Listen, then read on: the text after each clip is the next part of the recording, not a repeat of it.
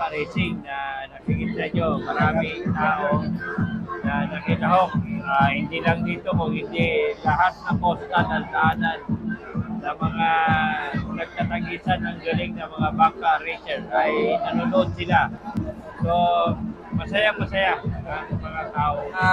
Last year celebration, yung ating mga nagdayo na mga kababayan, mas lalong dumami ngayon at mas mabibilis yung kanilang mga sasakyan, yung kanilang mga bangka. Napagalaman ko na itong mga bangka nila, although nakikita nyo na ordinaryo, pero pinalitan ng piyesa na naging mas matulin yung ating mga bangka racer. Karamihan dito ay mga kababayan din natin dito sa Parang at Cotabato City.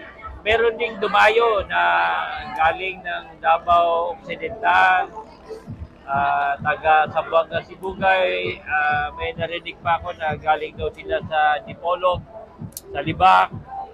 Marami ang nakilahok dito sa atin. Alam na nila ito kasi long time plan ito eh, every year meron.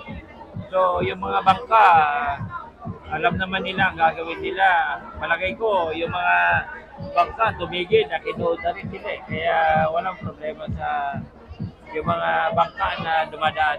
Ang culmination ng ating 78th Foundation Anniversary will be this coming Monday, August 18. A lot of guests, a lot of VIPs from the national level and the regional level. Ang ating mahal na governor will be our visitor on this occasion.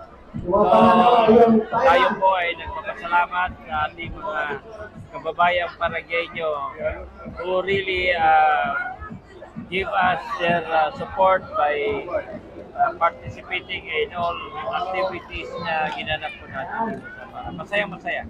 Meron tayo mga personalities from the national government will be joining us this coming Monday.